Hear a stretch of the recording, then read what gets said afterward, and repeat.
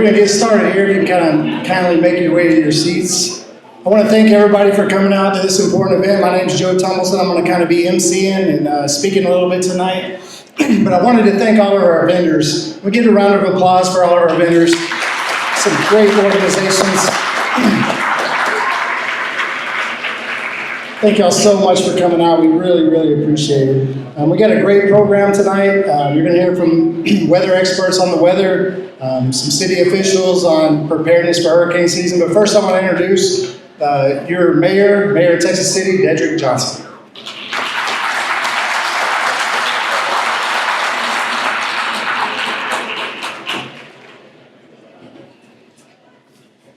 Good evening, ladies and gentlemen. Oh, no, y'all can do better than that. Good evening, ladies and gentlemen. All right. We're going to respond like we are some proud residents of Texas City, right? I always say this is a place so nice, they named it Texas twice. Texas City, Texas. So, yeah. I want to thank Mr. Joe Tumbleson. He is our Emergency Management Coordinator and Director of Homeland Security. Because of Mr. Tumbleson's efforts, we are here today so that we can all be prepared for any emergency. Not only hurricanes, specifically we're here today to talk about hurricane preparedness, but his office is responsible for being prepared for anything that may come our way, right? And so we're very thankful for his expertise. I'm very thankful to this audience, to you, the residents, this crowd who has come out here. We don't have an official head count just yet, but we'll get one probably by the end of the evening. The fact that you are here in such great number, it speaks to our social capital. So when they say social capital, that is a community's ability to respond to different things that are happening in society. And so Texas City has always been strong in our social capital. We've always been a community that has come together to help one another in times of need, in times of emergency. And so for that, you should be proud to call yourself Texas City residents. That's what makes us the unique community that we are. Studies show that the more prepared you are for a disaster or an emergency, whether it be man-made, whether it be a natural disaster, something industrial related, the more prepared you are, the quicker and the easier it is for that community to bounce back to a sense of normalcy, right? The more prepared you are, the more helpful you are to our first responders, our police, our fire, our EMS, so that we can get back to a sense of normalcy and providing the services that we have for the city. So I'm very thankful for you being here because that speaks to that. I do want to take a moment to introduce a few elected officials that we do have in the building. First, I want to acknowledge our Mayor Pro Tem, our Commissioner, Ms. Thelma Bowie. I see her in the back of the room. Ms. Thelma Bowie, thank you for being here. We also have Commissioner at Large, Commissioner Abel Garza over here. And we have Commissioner of District 4, front row right here, Ms. Jamie Clark. I do believe we have representation from our U.S. representatives, Ms. Terry Leo Wilson's office, Ms. Maggie Albrecht back here. And to any other public officials that we may have from neighboring cities, we thank you. I see the police chief, Mr. Smith from Hitchcock. Chief Smith, Hitchcock Police Department, thank you for being here. And if I missed anyone, please blame it on my head and not my heart. I just want to thank you so much for being here. We do this on an annual basis, right? And studies will show that you only have a big hurricane every few years, maybe every 7 years on average or so. So we hope that we're just speaking to you in preparation, but that we don't need to use anything that you're going to learn tonight. We hope that hurricane season from June all the way to November passes without any incident. But if it does come our way, last year we experienced Beryl and we had some power outages here and there. If it does come our way, we are minimally affected because you are here tonight making plans on what you should do for preparation. So I'm going to sit down and I'm going to let the experts talk, and they're going to share a wealth of information. If you didn't get to visit the vendors who are around the room, please make sure you do so before the evening is over. They're going to hang around a little bit towards the end. and give you some more information, but we're thankful to everybody who has had a hand in planning this program. I'm gonna turn this back over to Mr. Joe Tumbleson. Thank y'all very much.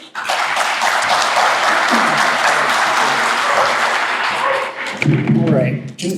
Is there anybody in the audience named Mike? If you just raise your hand if you're named Mike. Is there any Mikes? I was told to do a mic check, but I guess, all right, I'll check that out. That's done. That's done. It was terrible. Sorry about that. I apologize. So we do have some great speakers, and at the end of the program, we have some great giveaways. The raffle giveaways are going to always a great time. And like the mayor said, we really greatly appreciate everybody being here. But we're going to start this off with a presentation from Dan Riley. It's my pleasure to introduce someone who I consider the most trusted voice in weather, Dan Riley. Dan began his career with the National Weather Service in 1993, and he joined the Houston Galveston Weather Forecast Office in 2008. Just in time for Hurricane Ike, by the way. Over the years, he's played a key role in forecasting and communicating during some of the region's most significant and challenging storms, including Hurricane Ike, Hurricane Harvey, and the Texas freeze of 2021. Dan recently retired from the Weather Service, but his retirement hasn't slowed him down. He continues to keep the public informed through multiple platforms, always with clarity and calm we've come to rely on. So I've never met anybody who can explain the weather better than Dan, and I'm grateful he's here with us tonight, so please welcome Dan Riley.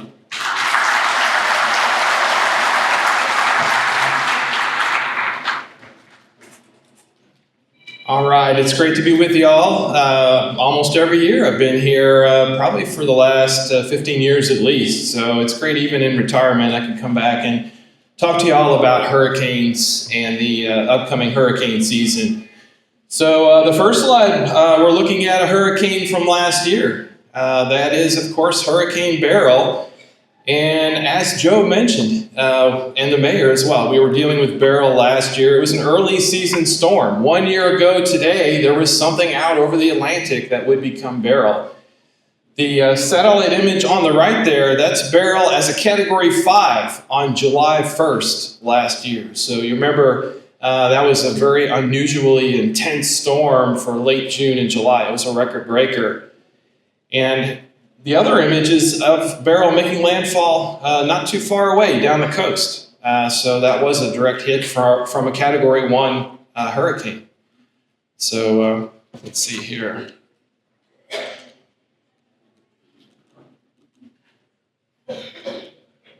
All right, so when is hurricane season? If you look at this graph, it's kind of a timeline of when the Atlantic and the Gulf are most active. So the arrow sort of shows where we are. We're getting into the latter part of June, and you can see it's a fairly flat line from late May through June and even July. So this time of year, it's not unusual for it to be fairly quiet out there, maybe a storm or two.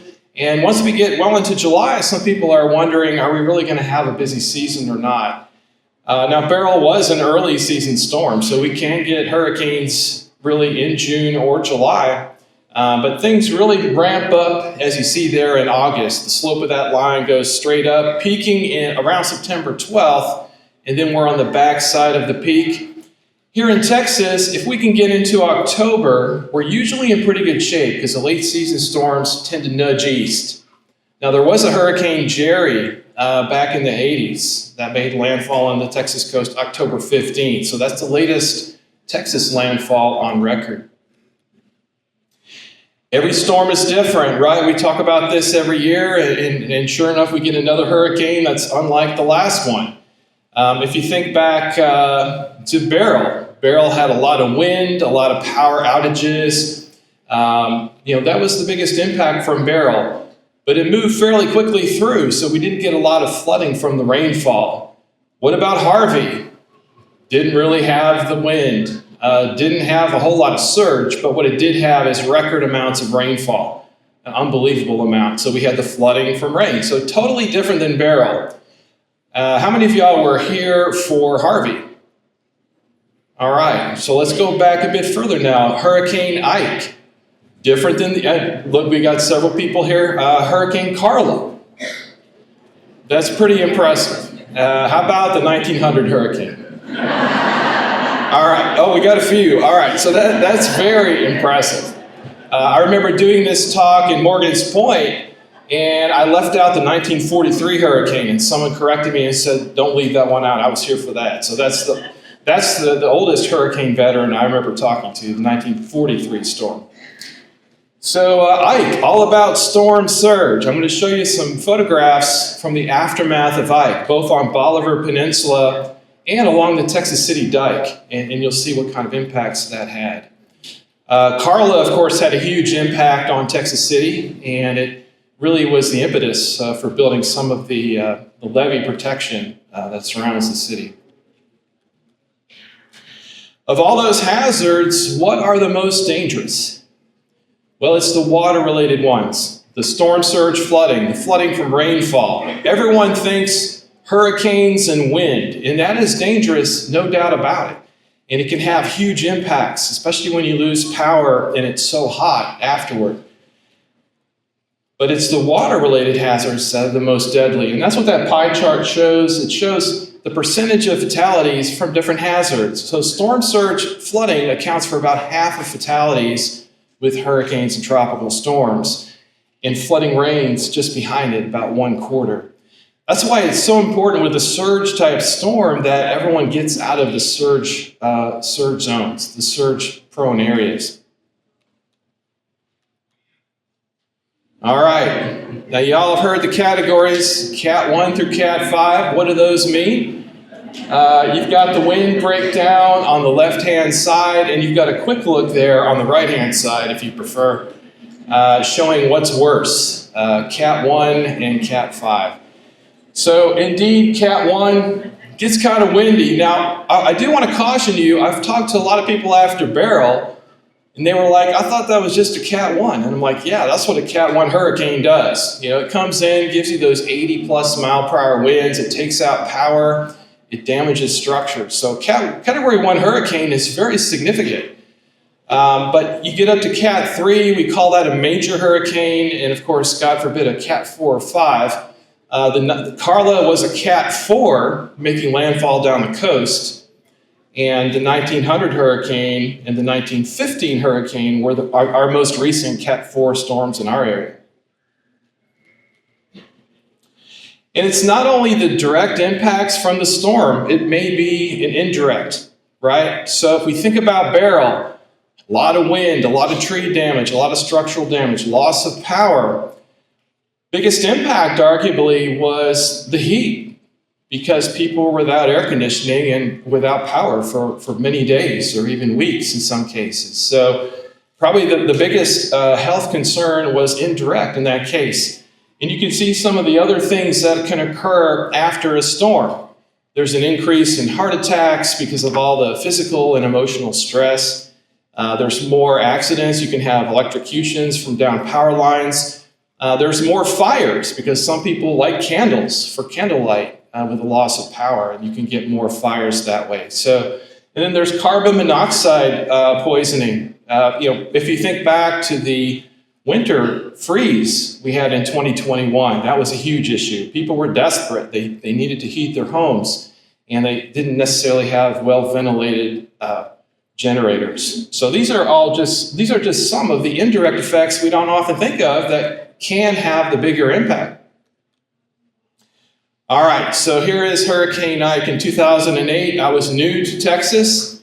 I had worked hurricanes on the Virginia, North Carolina coast.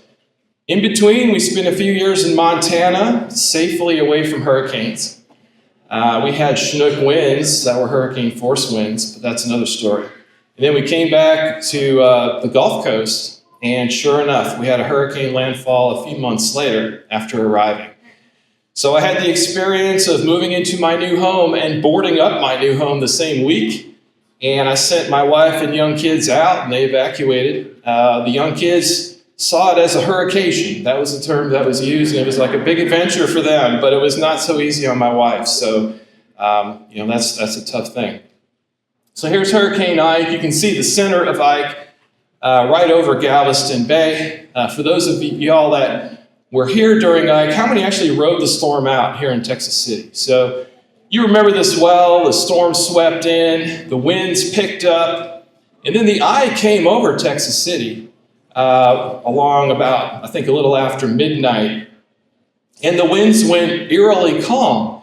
And I remember talking to the Texas City emergency manager after Ike, Mr. Clausen, and he was saying during the eye, he took a quick look out to the levee, and he saw these rattlesnakes everywhere, and just a crazy scene. And the bay had pretty much, all the water in the bay had blown up against the levee. So it was right near the top of that levee, so it was a very, very tense time. So looking at that storm, the center, we talked about that. What's the center of the storm called? The eye, right. So the winds are calm there, but look at that ring around the eye. We call that the eye wall. If the eye wall sweeps over your area, you get the maximum winds in the hurricane. So keep that in mind. If you miss the eye wall, that's a good thing. You don't get those highest winds. What about storm surge? Well, that tends to be worse near and to the right of the center. It can be far to the right of the center. You can get a big storm surge. The eye of Carla came down near Matagorda Bay, but we were on the right-hand side of that big hurricane, and that pushed a tremendous amount of water up into our area. Carla did. As Ike did, all the way across East Texas, Louisiana, even to the Florida Panhandle. The other thing I want to point out, those other areas, those spiral bands, that's where you find your tornadoes and your heavy rain, especially on the right-hand side. So if you're keeping track, the winds are worse near and just right of the center. The surge is worse near and right of the center, and the tornado threat is worst right of the center. So there is a term for that right of the center track. Anyone know it? What side of the storm? The dirty side, right. So if it's time for my family to evacuate, the first thing I want to do is get them inland away from the coast. No need to evacuate up and down the coast. You want to get inland because the storms are going to weaken with time. And I try to get them left of the track also. Here's the aftermath, Bolivar Peninsula. You see why it's so dangerous, storm surge. Bolivar, just in the worst position for Hurricane Ike. There's no seawall there. It's a low land area. And of course, you've got beach homes all and up and down the Bolivar Peninsula. There aren't many left. There's actually one home that actually somehow is still standing there. Everyone wanted to know from the builder, how did you build that home? Because it was the only one standing. But you can see the destruction and the power from high water flowing through an area. And why it's so important for people to leave when you have storm surge concerns. Now, what about the effects in Texas City? I mentioned that those strong northeast winds on the leading edge of Ike pushed water up onto the Texas City levee, right near the top. In fact, we did some surveying along the top of the levee after, and you can see what we call a wash line there, kind of like a bathtub wash line. Debris line right up near the top of that levee. In fact, a few spots it actually splashed over. So that's a lot of force on that structure, on the levee. And so it was a very nervous time. Fortunately, Texas City escaped any really significant surge flooding. What about Hurricane Harvey? Like I said, much different storm. The eye wall is nowhere near us, so we don't get the winds. Remember that? But what did we get? Look at the radar image there. What is that called, that feeding in off the Gulf? Do you all remember? It's a spiral band. It's one of those spiral bands. So look what's feeding into our area. Now, this is Saturday night. If you remember Harvey, there was a time in the afternoon when it stopped raining. And I think even the sun may have come out. The storm was weakening as it made landfall down near Rockport. And so at the Weather Service, we were saying, listen, don't let your guard down.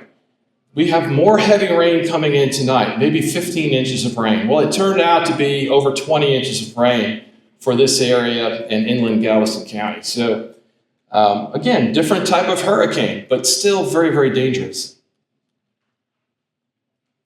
And we all know about the rain measured in feet, 3 to 5 feet of rain over multiple counties. So just mind-boggling amounts of rain. So, again, very, very dangerous storm and much different than Ike. All right, let's talk about Beryl now. Beryl is fresh in our memories. How many of y'all were not here for Beryl? A few. So most everyone else went through that storm, like I say, just less than a year ago.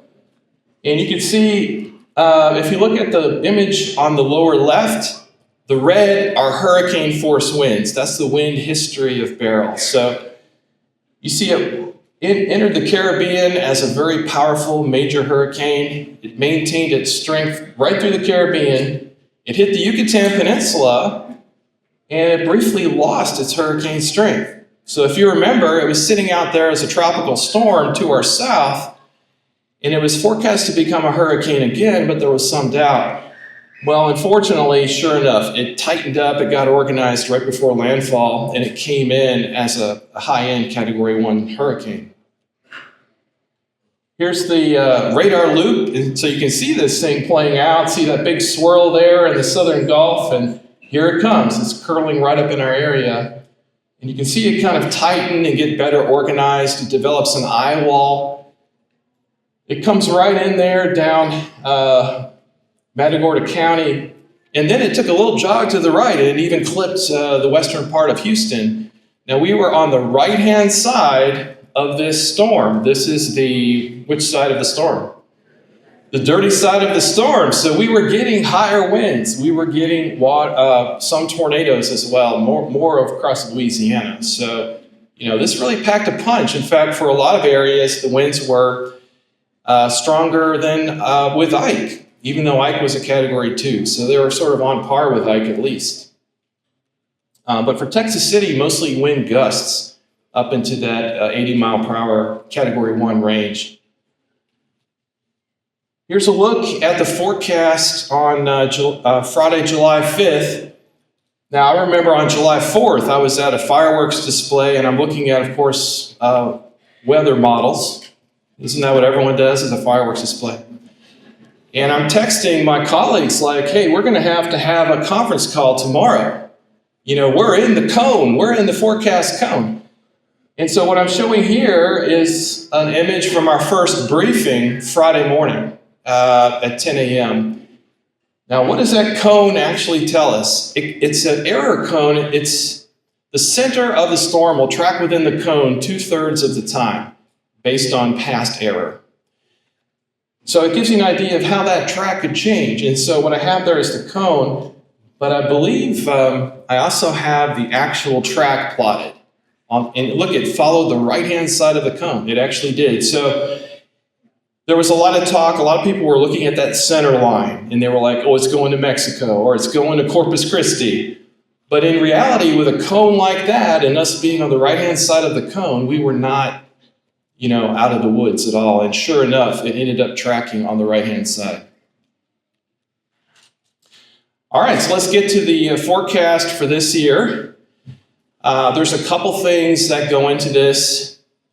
Do we have an El Nino or a La Nina? It's a climate cycle that varies every several years. Well, it turns out we're in between. So we call that ENSO neutral or La Nada. That's another kind of vernacular term for that. So we don't really have either an El Nino or a La Nina. We're in between. So that would argue for maybe a near normal season. What about the sea surface temperatures? They're warmer than average. That would argue for above average. So you put all that together, and NOAA is forecasting for a likely above normal season in the Atlantic overall. Now, what do we care about? It only takes one, right, for us to have an active season. So this forecast really doesn't tell us that. It doesn't tell us where the storms are going. And we really have to prepare the same way no matter what this forecast is. There are the names of the storms that are on tap for this year. There's actually a list that's put together for the next 6 years. And then in the 7th year, they'll reuse the names on this list. Unless the storm has a big impact, in which case the name gets retired. Now, can anyone tell me, have we had any of the storms yet? Have we had Andrea? You guys are keeping track. I think I almost missed it. We had Andrea yesterday for a very short amount of time over the open waters of the Atlantic, and then it dissipated quickly. So those are the storms I like personally, the ones that are that don't impact land. But you can see the other storms up there. Maybe your name is on this list. I don't know.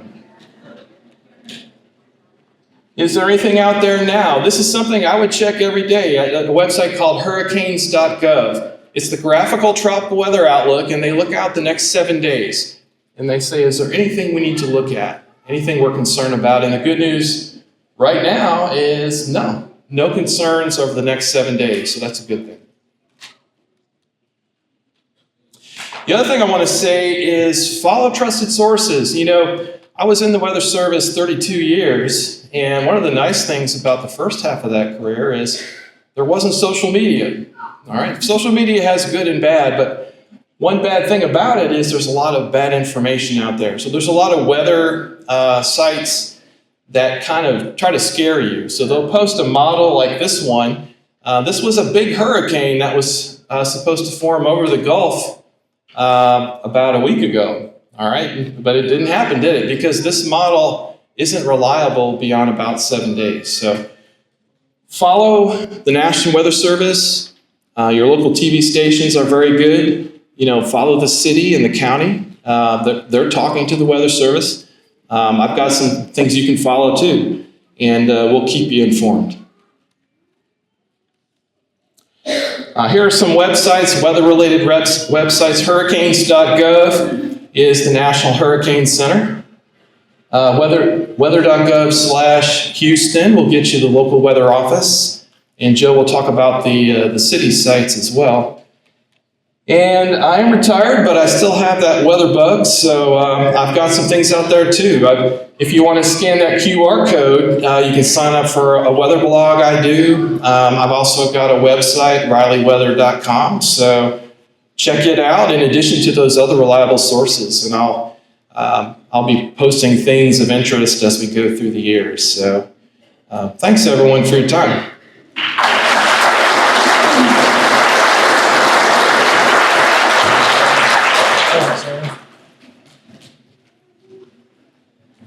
All right, thanks, Dan. That was excellent. Great information as always. Well, my name is Joe Tummelson. I'm the Emergency Management Coordinator and Homeland Security Director here in the city of Texas City. I started in the city of Texas City back in 1996 with the fire department. Had a great career there. And about 3 years ago, Mayor Johnson was gracious enough to give me the opportunity to fill this role as your emergency manager. And I've enjoyed every minute of it. There you go, that's me. So I'd like to start with this quote. We found this quote the other day. We cannot prevent hurricanes or earthquakes, floods, or volcanic eruptions, but we can ensure that both people and communities are better prepared and more resilient. That quote was from Miroslav Lajcak. He was some really important guy at the UN. But I'll kid aside, it is a great quote. We can't stop the hurricanes, right? But we can be better prepared. And the more prepared we are, the more resilient this community is going to be. When I first started this job, somebody recommended this book to me, The Unthinkable: Who Survives Disasters and Why. This author, Amanda Ripley, did a lot of research and kind of figured out why some people survive disasters, about what goes through their minds during an emergency. And some of the stuff, I highly recommend this book if you're interested in disaster type stuff. But everybody goes through certain stages when there's an emergency or disaster. And the first stage you're going to go through is denial. It's common, it's human nature. Back when I was running EMS with the fire department, we'd pull up with somebody having a stroke and half their face was drooping, they had no strength in their left arm, and they couldn't speak right. I'd be like, hey, we're having a stroke, let's go to the hospital. No, there's nothing wrong with me, I'm fine, I'm not going to the hospital. And it's shocking, but it's human nature, right? Nobody wants to admit that something bad's happened or something bad's going to happen to them. So the longer you stay in that denial stage, the less your chances are of a good outcome, right? So we want to get past that denial stage, and we can do that in these blue sky weather events, right? We know, like the mayor said earlier, we know eventually we're going to have a hurricane come. So let's get past that denial stage. Right after the denial stage, you move into the deliberation stage, right? And the deliberation stage is where you start to decide what you're going to do, right? So this is where you weigh your options and you make this critical decision-making time. And these decisions can be life and death, right? So an example is during an evacuation order, you might be deliberating, is it safer to leave or is it safer to stay? Am I going to get in traffic jams? Is it going to be flooding? What are my neighbors going to do? That's another phase that you need to get out of as quick as possible. And when you're making your hurricane plan for this year, you're going to get out of that phase before there's even a storm in the Gulf. And the last phase is action, right? This is the most critical phase. These decisions made during this stage often define whether somebody survives or not. So people's ability to take action is often tied to their preparedness. I'll say that again. Your ability to take action is tied to how prepared you are. Those who have prepared for emergencies are more likely to act decisively. So like a prepared person may already have an emergency kit and know what to do. They may already have an evacuation plan. So they're not spending time in all these phases. They're right to action, right? And that's what we want to do here tonight. We want to be prepared and make that action phase as quick as possible.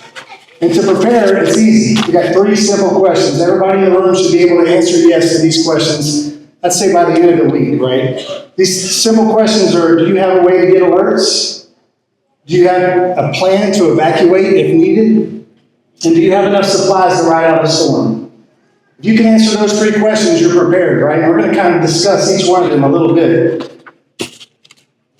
But, preparing for a hurricane, it's kind of like packing for a trip that you really don't want to take, right? You're not sure how long you're going to be gone. You're not sure when you're leaving, and nobody's in a good mood about it, right? But it's a trip we all need to get ready to take. Every year, hurricane season rolls in like clockwork, and every year we see 2 types of people, those that are prepared and those that wish they were. And being prepared isn't about panic, right? It's about peace of mind. It's about when the lights go out, you have batteries. The streets start to flood, you have a plan, you know what to do. If there's a hurricane coming towards Texas City, you're not sitting at the gas station in line with 40 other cars trying to get fuel, right? We've all seen what happens when people wait too long. The shelves go empty, the traffic piles up, and lives are put at risk. So the truth is, in the first 72 hours after a storm, you're mostly on your own. First responders, utility companies, city crews will all be working around the clock. But the more prepared you are, the safer your family will be, and it'll help us be able to focus on the people who need help the most. I mentioned this hurricane guide put out by the Weather Service. Highly recommend this guide. Everybody in here hopefully goes home and creates a plan for this hurricane season. But everybody in here's plan is going to be a little bit different. We're all unique. We all have different situations. So we recommend going to weather.gov/Houston and looking at this hurricane guide and going through it page by page. It's going to give you a lot of checklists and tips on stuff to think about that you might not have thought about while you're making your plan. This is a page out of that hurricane guide. This is an example of storm surge, and Dan talked about how dangerous that storm surge is. Everything in the red on this map is going to be under 9 foot of water on an average storm surge for a Category 3 hurricane. And nobody wants to be under 9 foot of water during a hurricane, right? That's just miserable. The good thing is, if you see the hatch mark there with the diagonal lines, that's Texas City. Years ago, back in the 60s, the federal government recognized how great this city was and how great people are, and they decided to spend a bunch of money and build this levee system around us, which makes us one of the safest coastal communities in the world. And they did it not only to protect us, the citizens, but they also did it to protect that $100 billion industry in our backyard, right? If we lose that $100 billion industry due to storm surge, and it not only affects the city, it affects the nation economy, even the global economy. So we're fortunate enough to have that storm levee in our backyard. And it protects us from storm surge like this. This is a picture of I-45 after Hurricane Ike. You see how powerful that storm surge is. It just kind of pushes everything up to its highest point. This is another example of why you want to know exactly where you are and have a plan in place. And those hurricane guides, especially that Weather Service one, is very good. You can kind of zoom in and out. There's ways to tell exactly where you are located in these predictive models. So the levee system started in the 60s and finished in the 80s. It's 17 miles long, and they built it 23 feet high. So what they did is they built that to protect us from a 15-foot storm surge with 8-foot waves. Anything bigger than that, if we think there's going to be a storm surge bigger than that, there should be not one soul left in this town. I'm leaving, the mayor's leaving, PD's leaving, fire's leaving, everybody's going to be gone, right? So we're good up to 15 foot with 8-foot waves. Here's a map of what that levee looks like. It kind of encompasses most all of Texas City and most all of our industrial section. But if you look at that blue line that runs kind of through the middle of the map there, that's a picture of our inner levee. And that protects us from our Moses Lake Reservoir. So when we close off that levee, we pump all of our water, and all of our water on the west side drains into that Moses Lake. Here is a picture of our floodgate. It's pretty iconic. Everybody's seen that out there at the end of Skyline Drive. It's been there a long time. Our levee system has oversight by the Army Corps of Engineers, and it's maintained and inspected by the County of Galveston. And so what the goal here is, there's a storm in the Gulf, we wait till it's very low tide in Moses Lake, and we shut that floodgate, capturing Moses Lake at its lowest level possible, so we're able to pump water into Moses Lake as the storm comes through. We do that by using these pump stations. We call them Pump Station A and Pump Station B. In total, they have 8 screws that pump water from our storm system up over the levee and into Moses Lake. If all 8 screws are pumping, they can pump 1 million gallons of water per minute. That's a massive amount of water they can move. Just a side note, I'd like to give a shout out to the employees. The city employees that work at these stations are really unsung heroes. You know, we love our police department, our fire department, our EMS. We see them out there in severe weather out making rescues, but you don't see are these city employees that they're there 24/7 making sure these pumps don't stop running, right? They live there, they eat there, they sleep there.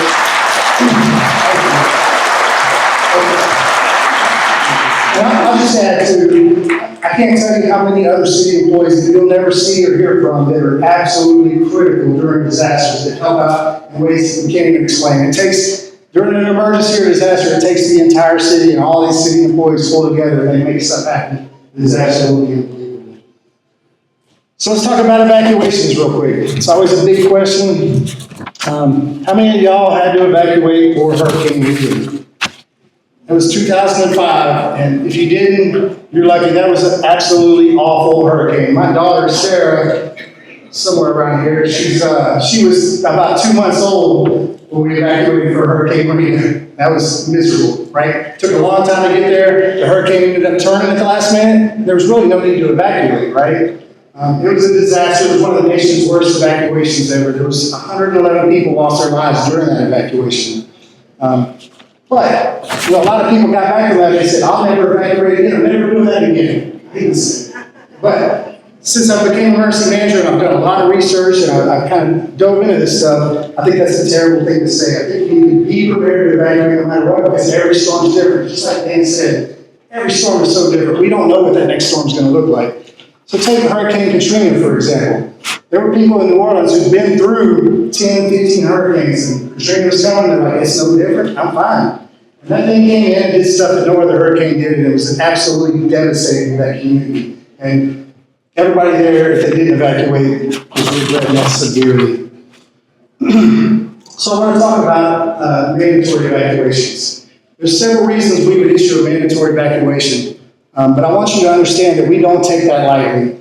If we understand that there's people in hospice that may not make it, there's medically fragile people that may not make an evacuation, there's going to be people that lose their income, that can't go to work, the traffic's going to be terrible, small businesses are going to suffer, it's just going to be misery. Not to mention it takes an incredible amount of resources to move that many people out, not only out of this town, but out of this county, hospitals and nursing homes. So if we call for mandatory evacuation, we're not just saying we think that's the best thing to do. We've taken in a lot of data, talked to a lot of subject matter experts, talked to a lot of National Weather Service, contracted with weather services that focus just specifically on hurricanes. We have software that helps us track hurricanes and predict storm surge. So we got a lot of data, a lot of experts. We give all that information to the mayor, and we make a recommendation. And if it's mandatory evacuation for Texas City, I beg you to take that seriously and make sure you're out of town. Because like we said earlier, there won't be anybody else here in town to help you if there is.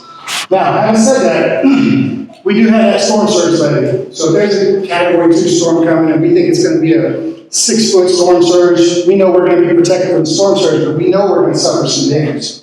We may not issue a mandatory evacuation, but that does not mean you can't go ahead and evacuate. We highly encourage everybody to evacuate if you're able. Just because we don't issue a mandatory evacuation, we may leave our PD here, we may leave our fire and our public works here, make sure they're sheltered. That way, as soon as the storm passes, we can get out there and start getting the city back up and running. But we would prefer, if you're able to, go ahead and evacuate. There may be no power for 2 weeks. We've seen what happened with Burrow, which was just a category 1 storm, right? It could be worse. There could be 1, 2, 3 weeks without power. There may not be any gas stations open. There may be roads that we can't get open right away. There may be a boil water notice because there was damage to our infrastructure with our water system. So it could be absolutely miserable to be here, and we didn't issue a mandatory evacuation order. So I'm telling you now, it's always best to evacuate if you're able. You say evacuate early and evacuate often, right? But sometimes there's storms out there and people say, well, what should I do? Do you think I should evacuate for this one or not? So what I like to do with any important decision is I like to take both of those decisions and imagine a worst case scenario for each one of my decisions. So if I decide to evacuate, the worst case scenario is that storm misses us, I just wasted a lot of time and money, and I come back, right? The other thing is if I decide to stay, that storm could rapidly intensify, it could turn a direct hit, and it could cause a lot of destruction in the city. And then if I survive, I can be miserable for weeks, right? So the answer is easy when you look at it that way. What's the worst possible outcome if you decide to stay or if you decide to go? And then whichever answer you can live with, that's the answer to live with. Now, if you decide to stay, like we talked about, make sure you have enough supplies to make it through that storm.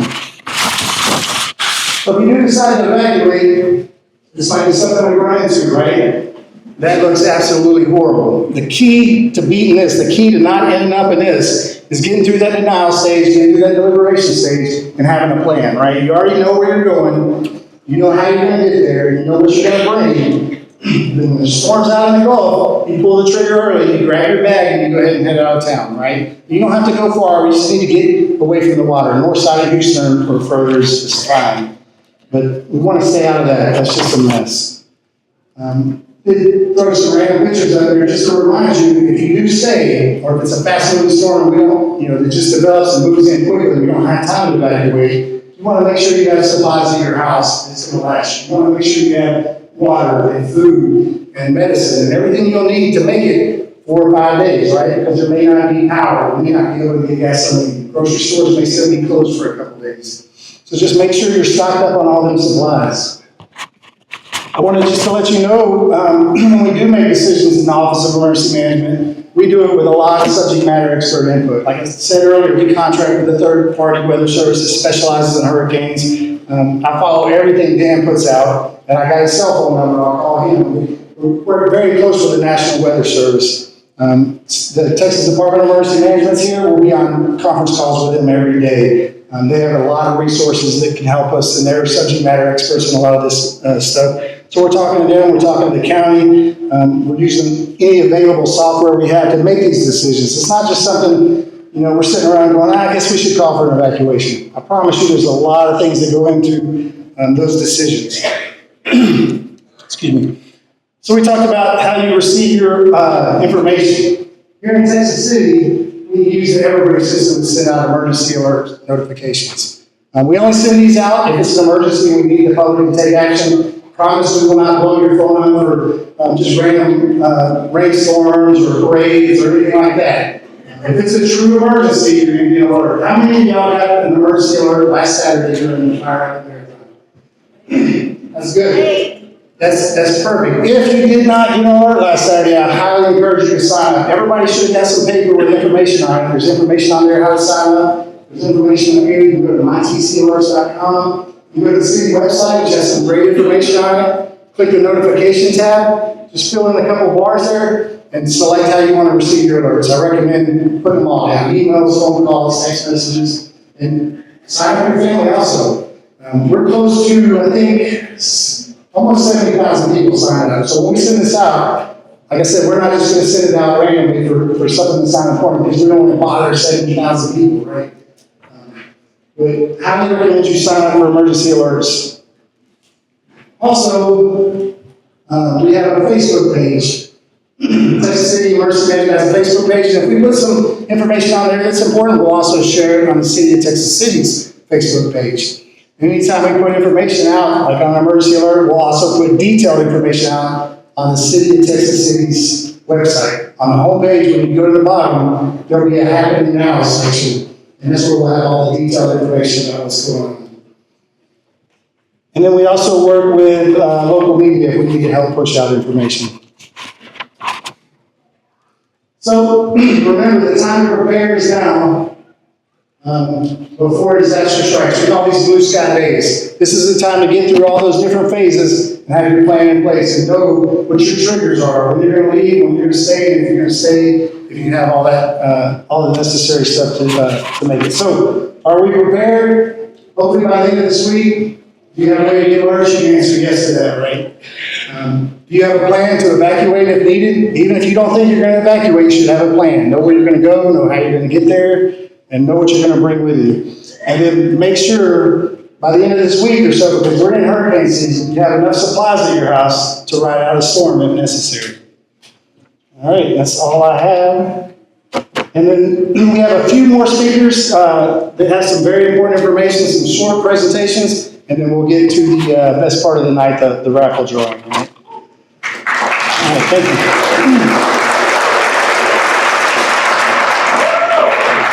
All right, I'm going to introduce some folks with the Texas Department of Emergency Management. Samantha Fabian is the program director for the STEER program. The STEER program is an amazing program. We love it. We use it here. We highly encourage y'all to use it. She's going to talk a little bit more about that. Samantha's been with TDM about 6 years. And then we have Mark Morgan. And I've known Mark for a long time. Mark actually graduated from the Texas City Fire Academy way back in the 1900s. Then he worked for Lamar Fire Department, starting in about 1980, and then he started at the Galveston Fire Department in 99, and he started with TDM about 3 years ago. He retired from Galveston as a battalion chief, and he has a lot of experience. I know he's worked a lot of stuff, and I guarantee I'll leave in a bunch out, but Hurricane Rita and Ike and Harvey, and just all kind of experience. And we're so happy to have these to speak with us tonight. Mark, Samantha.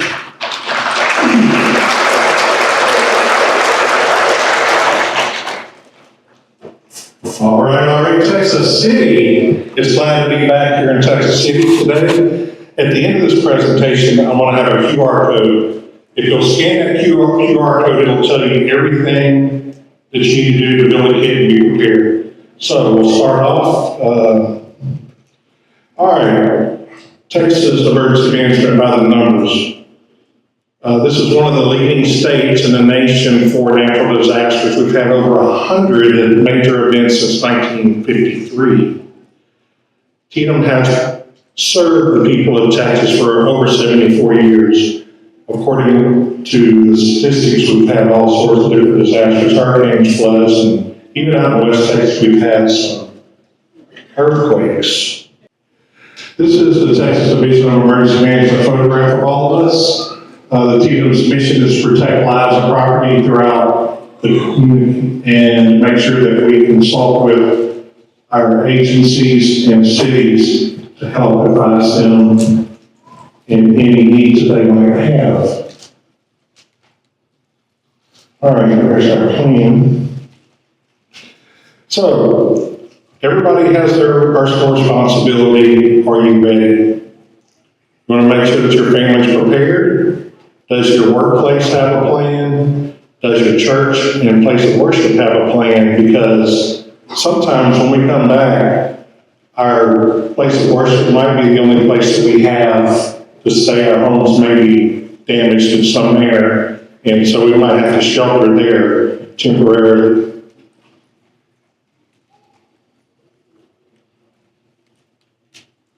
Here we go. So you want to be informed of the weather and check the weather apps, local TV, news stations, radio stations. Listen to the National Weather Service. Also tune in to your local city and listen to what they're saying. Make sure that you're signed up for their notifications because they're going to be the first ones to know.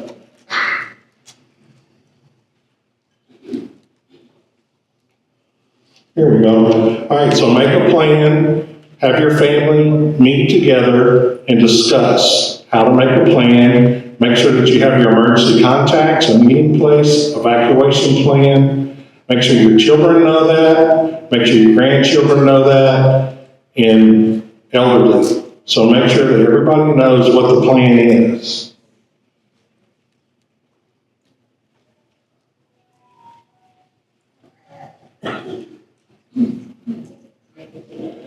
So gather all the papers, supplies that you need, and then make sure that you have all of that in a kit that you can take with you. Make sure that you have your driver's license, your insurance papers, medications, and all of the photos and things that you need that you don't want to run. So the ISAT PSAT is a system that the state has, and if you download this app on your phone and you have damages at your home, you can report those damages. They'll go to a website, and the city will automatically know what kind of damages are in the city. And what that will do is it will allow them to be able to submit their disaster declaration for the disaster, and any benefits or money that might need to come to the community will come quicker if that's done properly. Now, this is the QR code that's coming up, and you'll just download that on your phone, and it'll show you how to make the kit that I'm talking about and how to prepare and make that plan. So stay prepared, and thank you for allowing me to speak today.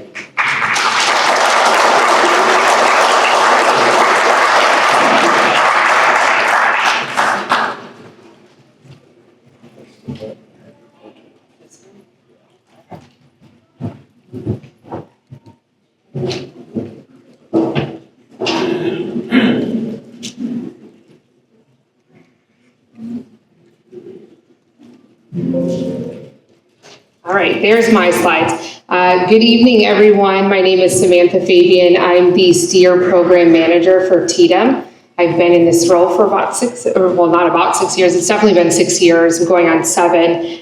So I'm really excited about to talk about the program with everyone. The STEER has actually been around for quite some time. So during Katrina and Rita, it was called the Transportation Assistance Registry, also known as TAR. So with TAR, that only looked at the transportation needs of the individual. And then in 2013, it became STEER. And what STEER does is starting to look more at the individual needs of the individual. So if this means a disability, you're considered medically fragile, a functional need, limited mobility, or you just require that transportation. So it's still holding on to that transportation aspect from TAR. So that STEER information, as you're entering it into the database, what happens is it's collected, it's housed at the state level, and then that information is provided to the local jurisdiction. And in the local jurisdiction, what they're doing with that information, they're using it for planning purposes, response, and recovery. So it's really important to get your information into the system. So this way, your local jurisdiction has a better overview of the vulnerabilities of that individual. So the registry is completely voluntary. So this is really important. So a lot of the times the intent comes out of a good place. I will get to, you may not see the slide, but we do send out annual enrollments. And what that means is this is an annual enrollment. You have to re-register every year. You will receive a postcard. We're now offering either email, text, or phone calls. So you'll receive that annual enrollment reminder towards the end of December, beginning of January. So it's important that we get that information before disasters. And then really important, registering does not guarantee any specific services as well. So it's important that you also have a plan in place. Texas communities use it completely different, so it's really important that you contact your local emergency management office to gain a better understanding of how the STEER program is used in your community. These charts are actually the spikes of enrollments that I tend to see during a disaster. So it's important that you're enrolling at your annual enrollment reminder or early on before winter season and obviously hurricane season. So what we tend to see is disaster starts to come in with the hurricanes, the phone calls for 211 start to go up. So now you're in long phone queues and you're waiting 30 minutes, an hour to get a call specialist to do that over the phone enrollment. The other option is to go ahead and register online. That's always going to be your fastest option. The reason why I show this is because if you wait last minute, that information may not make it to the local emergency management office. So as you start to register or call 211 for that over the phone enrollment, they're going to read a disclaimer to you. They're going to go over saying that it does not guarantee any specific services. And then if you're registering it last minute, again, that information is not going to make it over to the emergency management office. And so I briefly mentioned 211, so we do have a memorandum agreement with our 211. So when you call 211, it is option 4. On the next slide, I will show you how to access the TTY and that 877 number. 211 does offer a lot more than just steer enrollment. They have shelter locations, road closures, and evacuation routes as well. And this is going to be the other ways to get registered. So you can register online at steer.texas.gov. If you have to use preferred video relay or TTY, you will dial the 877 number. And again, it's still going to be option 4. And then we also have a PDF form or a paper form that's in that folder if you grabbed one, but it's also available on the STEER website as well. You will complete that form and then you can email it to steer@tito.texas.gov. Again, it's important to go ahead and get that sent over sooner than later. And I know Mark kind of went over this a little bit. So again, it does not guarantee specific services just because you've registered. So it's important that you have an emergency plan in place. So have that plan, have a communication plan so you know what those contacts are for your family members, friends, or neighbors. Have that emergency supplies kit. Have accessible transportation, and if you have medical equipment that is reliant on electricity, note your options just in case if there is an outage. And then ready.gov has an abundance of information that's available, as well as like checklists on preparing that emergency bag. I know a lot of the times I have these conversations with locals and a lot of the stuff is obtainable at the dollar store. So start small and then go and get bigger items when you can. I mean, it's important to have that plan in place. If you are able to grab one of the File of Lives, there's a QR code that will bring you to the STEER website.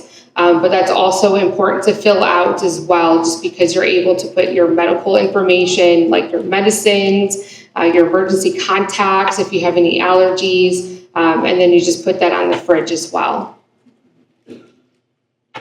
And then just briefly, this is what our re-enrollment reminders look like. They're 6x9, so they're easier if you're visually impaired or it's difficult to read smaller font. So we definitely bumped the size up this year to make it a little bit easier. So again, if you decide to receive a postcard, you will receive this towards the end of December and the beginning of January is when you will start getting those in your mailbox.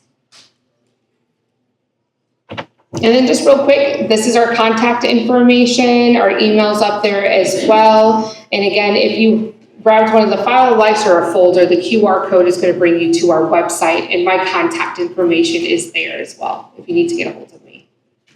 Thank you.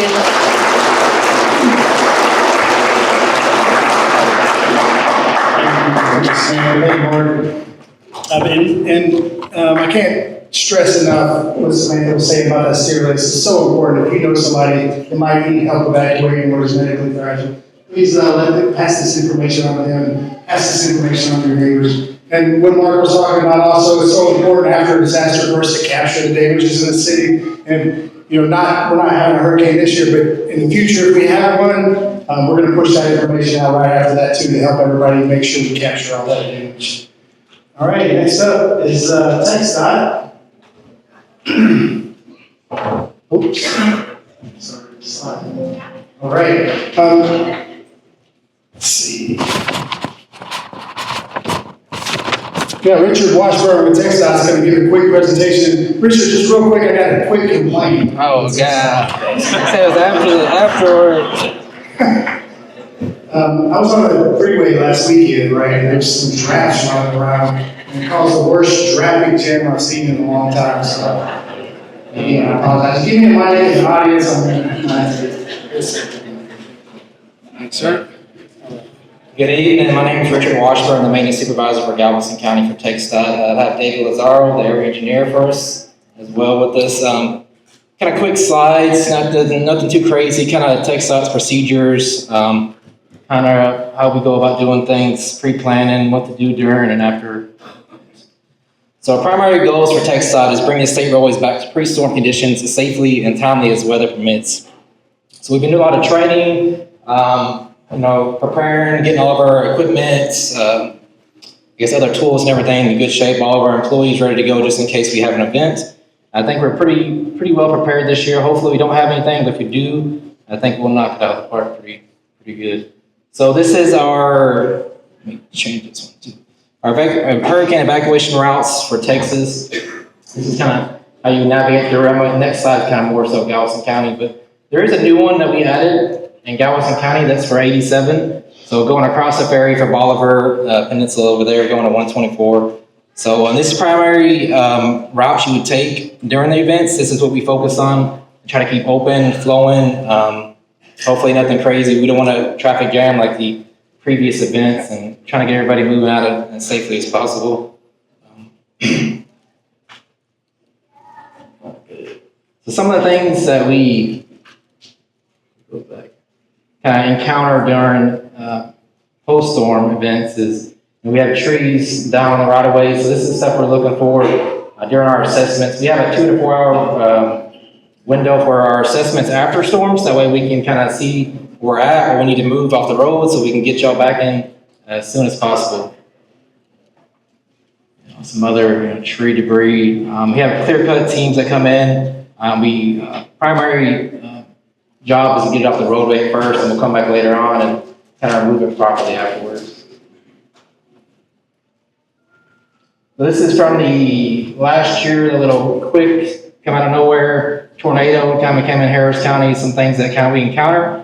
Don't really plan on it, it comes out of nowhere, and we try to react the best way we can. We get it pretty. So this is another issue. Sometimes like, hey, why is a tree on the road? Why can't we get it off? So if we have power lines that are in trees and stuff like that, it is a little more time-consuming and safety concerns. We got to make sure it's the power lines are de-energized, and we can work with CenterPoint, whoever owns that, the lines, so we can get it out right away. Some other stuff we're doing. So some resources that kind of help to kind of see where the issues are at. We have lane closures, or there's accidents, or other things that could impede your routes to evacuate. If you go on drivetexas.org, it kind of shows you everything. This is even good to have for if you want to travel somewhere, you can kind of see what's going on in them areas, so you can get to where you're going sooner than later. And social media outlets, we have multiple on there. So if you want to see what TxDOT's doing, some of the great things, some of the what everybody loves, the construction jobs we have, and how those are going. But you can definitely look on there. We have some great media people that update them pretty frequently. That's pretty much all we have. Unless David, you had anything else you'd like to mention about any of your famous construction projects we have going on around here? Another time. But thank y'all. I appreciate everybody. Thank you so much. Again, I said it earlier about the pump station groups. TxDOT is another first responder. Our first responders can't get out on the roads until TxDOT does their thing, right? So they're really the first responders. We appreciate you. Thanks for coming. All right. All right. Next, we're going to bring up.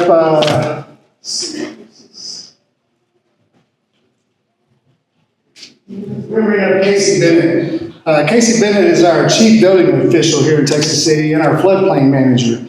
Casey's a journeyman electrician and a licensed plumbing inspector with numerous certifications, including rainwater harvesting, backflow prevention, multifamily plan review and inspections, ICC residential plumbing inspector. He's got a lot of credentials, but I think one of the coolest things about Casey is he plays guitar in bands. So, welcome, Casey.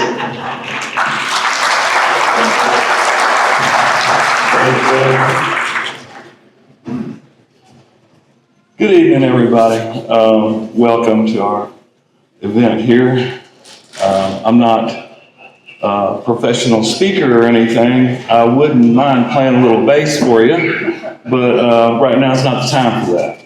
I do want to speak to you about flood insurance. And as we enter hurricane season, it's crucial that we all take necessary precautions to ensure the safety of our families and our loved ones.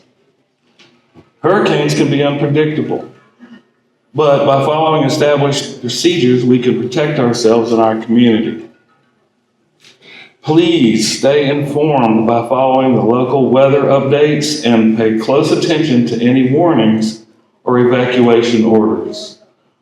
Also, be sure to help your family and loved ones by preparing an emergency kit with essential supplies and having communication and evacuation plan in place.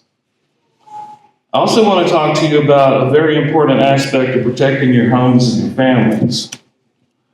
Flood insurance. Now, I know I was up here last year and we talked about flood insurance, and we're going to do it again this year.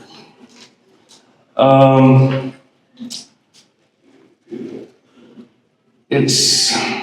want to talk to you about a very important aspect of protecting your homes and your families. Securing flood insurance is essential during the season, and as you all know, our community is no stranger to the forces of nature. We've seen firsthand the damage that floods and hurricanes cause, and most homeowners' insurance does not cover flood damage. Ultimately, flood insurance is not just a piece of paper, it's a peace of mind. It's the assurance that if the unthinkable happens, you won't have to bear the financial burden alone. It covers not only the structural damage to your home, but also the loss of your personal belongings. Flood insurance can be the difference between recovery and financial ruin. The cost associated with repairing flood damage can be astronomical, and most homeowners' insurance does not cover flood damage. Without flood insurance, you would be responsible for paying out of pocket for repairs and replacements. Many federal disaster assistance programs are limited and may not cover all of the costs associated with the flood. Flood insurance can fill that gap, ensuring that you can rebuild and move forward. I urge each and every one of you to seriously consider obtaining flood insurance if you haven't already. Talk to your insurance agent, explore the options available, and choose the plan that best suits your needs. If you already have flood insurance, just give your provider a quick call to confirm your policy. Don't wait until it's too late. Be proactive. Being proactive can save you from heartache and financial hardship in the future.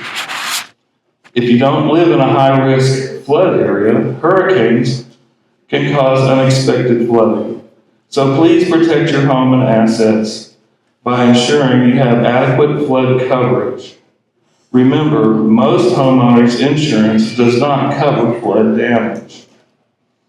Everyone, please feel free to come by our table, located right over there. And we're the building department, by the way. Check out some of the resources that we have available over there. By staying prepared and looking out for one another, we can navigate this hurricane season safely and protect everything we worked so hard to build. Thank you all in advance for your cooperation and your commitment to making our community safe and more prepared for whatever may come our way. Stay safe, Texas City. Stay safe.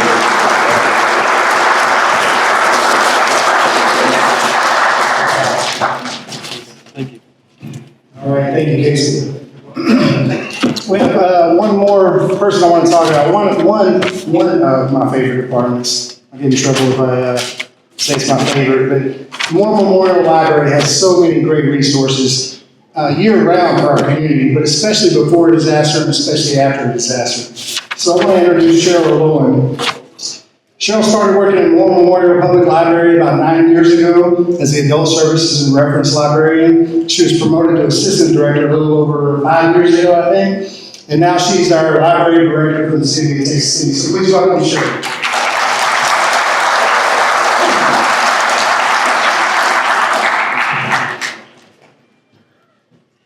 Good evening. I do realize that I am the last thing standing between you and your new generator, so I will keep it short. Hurricane Beryl has been mentioned several times already this evening. I was one of the people that lost power at my home for a full 7 days after Beryl. We were very lucky. Our library did not lose power at all. And so we opened up immediately after the storm, and for the next few days, we were completely full of people. Every chair was full. People were working. Families were in charging devices. People were just taking advantage of the air conditioning. We even brought in some extra, and fire department don't listen, extra extension cords and power bars for areas where we did not have charging stations, so more people could access our electricity. Our emergency management team brought in a large cooler. They kept it full of water and ice for the entire week. And of course, I hope we don't go through this again this summer, but don't forget that the library is here. We are a resource in the city, and we're here to help everybody. One of the most important services we can offer after a major storm or disaster is access to computers and technology and assistance with using them. If you experience damage to your home or your property, you'll need to submit a claim to your insurance company, to FEMA.